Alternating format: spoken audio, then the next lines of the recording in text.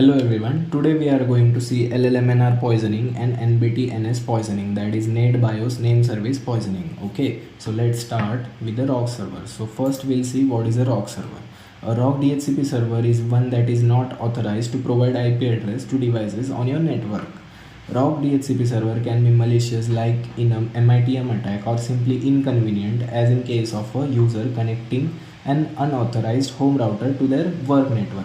That means a ROC network acts like a DHCP server, but it is not genuine. Okay, let's understand this by an image.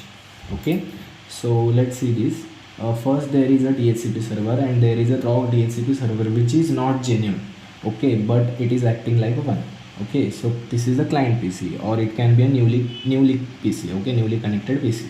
So this PC is asking for an IP address to the DHCP server as well as the ROC DHCP server. Okay, so both are ready to provide the IP address. In this case, DHCP is genuine and the ROC server, which is not genuine, is also ready to provide an IP address. Okay, so this is the ROC server. Okay, that is not genuine but acts like a DHCP server. So next we are going to see LLMNR. Okay, so first we'll see what is LLMNR.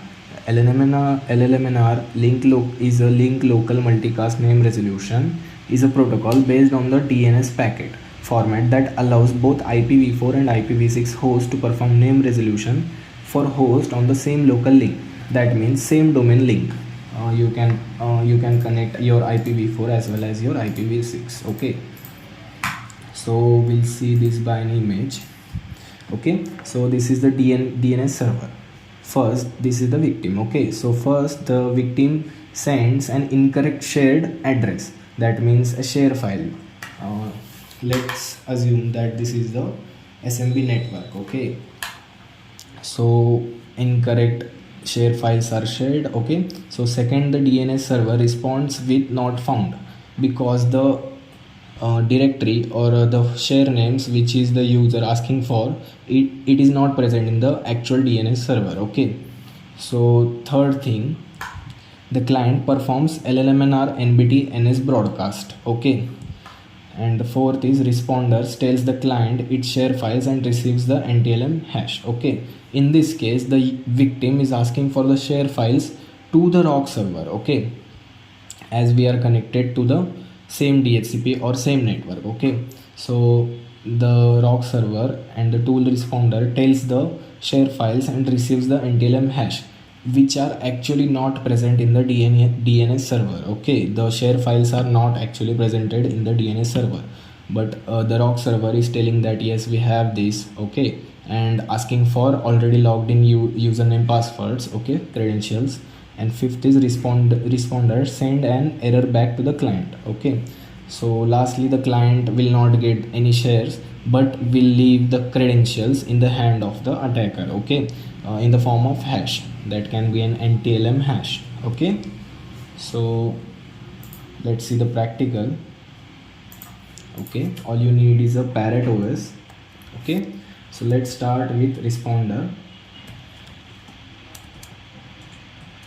-I and the interface. Okay, so the responder is started listening for events. Okay, the next thing I'm gonna do is I'll go to my files and I'll try to access SMB file shares. Okay, so let's see SMB ://192.168.1.20, the IP address of your device which has a running SMB server. Okay, or which has a SMB server service enabled. Okay, hit enter. So it is asking for an username and password, so I'll provide the username as dark and password I'll provide as password. Okay, so domain, the same domain link you need to provide, or work group. Okay, the domain name of this network which I am connected to is work group. Okay, so I'll do this forward password immediately. I'll try to connect. Okay, it is not connected, it shows me the same pop-up again. Okay, let's cancel this, as I was trying to access the files which are actually not present. Okay, so as you can see, it has captured NTLM hash. Okay, so let's see. you need to go in this directory, that is user share responder logs. In logs you can see the smb ntlm hash which is created as a txt. All you need to do is join, okay, to crack the hash. Okay, we'll crack. Okay, so this is my username, that is dark, and password is password. Okay, so in this way the ROG server is acting like a mediator, okay, which provides an file share names which are not exactly present in the DNS server, but asking for an username password which is later on captured by the responder tool. Okay, so this is how the LLMNR poisoning and NBT NS poisoning works. Okay, so that's it. Thank you for watching the video.